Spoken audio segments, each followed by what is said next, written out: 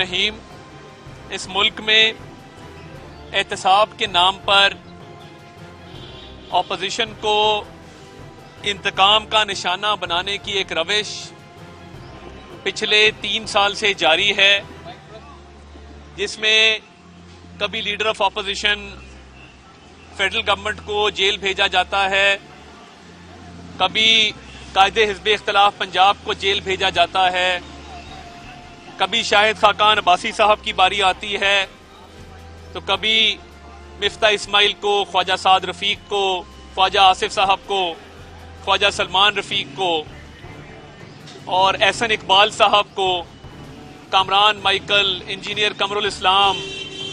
ये लंबी फहरिस्त है और जिस तरीके से झूठे केसेस बनाए गए और रोज प्रेस कॉन्फ्रेंसेस करके कागजों के पलंदे लहराए गए, आज मैं पूछना ये चाहता हूं कि मिर्जा शहजाद अकबर, जिसने ये तमाम तर केसेस बनाए और जो आए रोज घंटे घंटे 1.5 घंटे की प्रेस कॉन्फ्रेंसेस करते थे और ऑपोजिशन रहनुमाओं की किरदार कुशी की जाती थी, आज कहां गए हैं मिर्जा शहजाद अकबर और कहां गए हैं वो केस जो उन्होंने बनाए थे।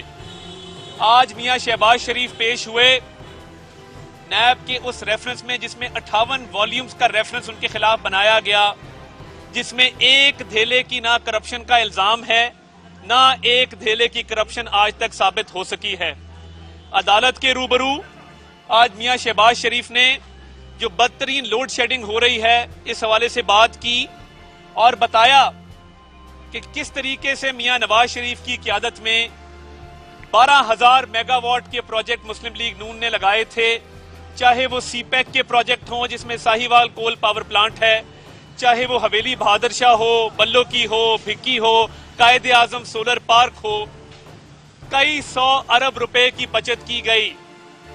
सिर्फ साहिवाल कोल पावर प्लांट का जो प्रोजेक्ट था वो 11 माह कबल अज वक्त पाया तकमील तक पहुंचाया गया और उसमें शहबाज शरीफ साहब की काविश शामिल है, दिन रात के विजिट शामिल है, अरक्रेजी शामिल है और उस प्रोजेक्ट से कई 100 अरब रुपए बचे।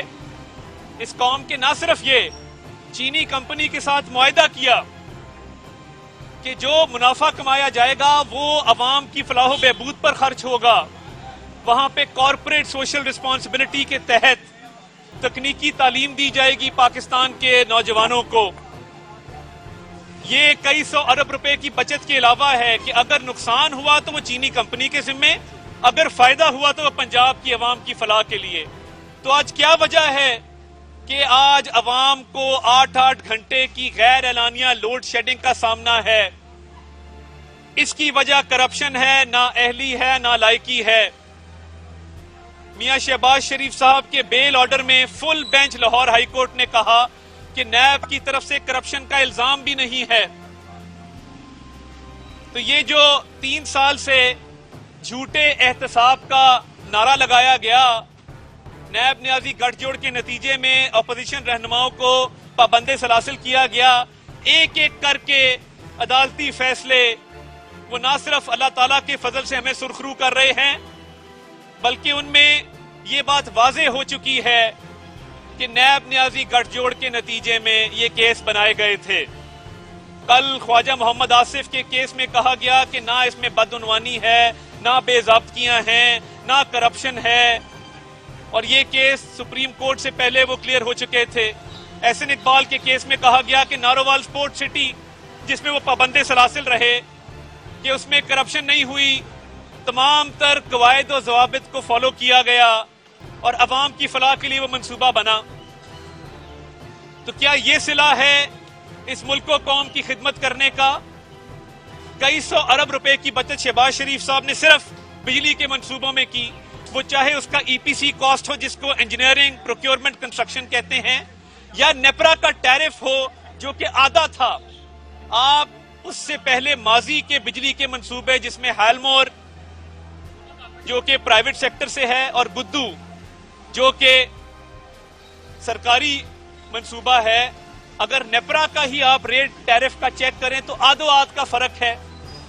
ये कोई शहबाज शरीफ पे, मियां नवाज शरीफ पे कोई ये फर्ज नहीं था कि वो ये बिजली के मंसूबों में कीमतें कम करवाते, मगर कौमी खजाने को अमानत समझ के दयानतदारी के साथ एक एक पाई की हिफाजत की है, इस मुल्क की खिदमत की है।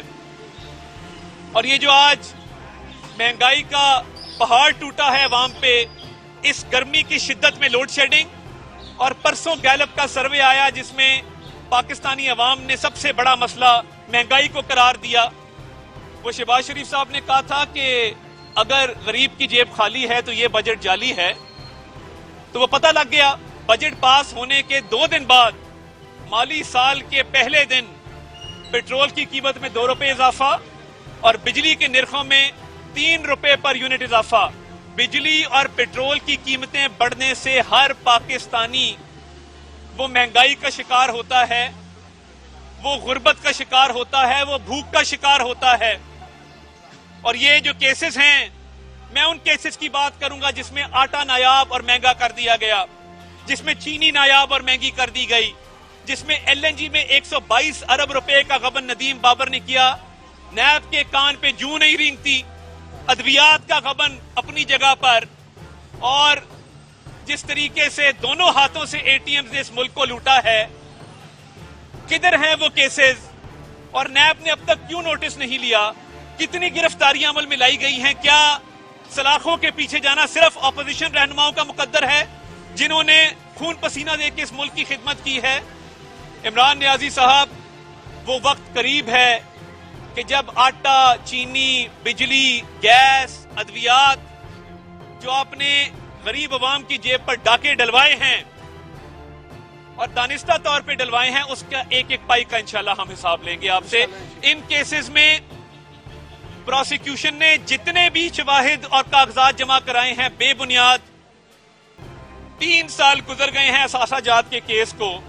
कोई एक मंसूबा, कोई एक ठेका, कोई एक माली बेजाब्तगी सरकारी फंड में बता दें, नहीं साबित कर सकते क्योंकि हुई ही नहीं है। और इमरान नियाजी साहब के प्रेशर में ये शहजाद अकबर ने मामलात किए थे। तो मैं मुतालबा करना चाहता हूं कि शहजाद अकबर से फिलफौर इस्तीफा लिया जाए या उसको उसके ओहदे से बरतरफ किया जाए और उसके खिलाफ हाई लेवल इंक्वायरी और जुडिशियल कमीशन बिठाया जाए जो देखे कि इस एक शख्स ने झूठे केस बना के मुल्क की मईशत को तबाह कर दिया, ब्यूरोक्रेट्स को पाबंदे सलासिल किया, सरकारी अफसरान को हरासा किया और ना सिर्फ कार्य सरकार का पहिया रोक दिया बल्कि मईशत का भी भट्टा बिठा दिया। शहजाद अकबर के खिलाफ सख्त से सख्त कानूनी कार्रवाई अमल में लाई जानी चाहिए। बहुत शुक्रिया।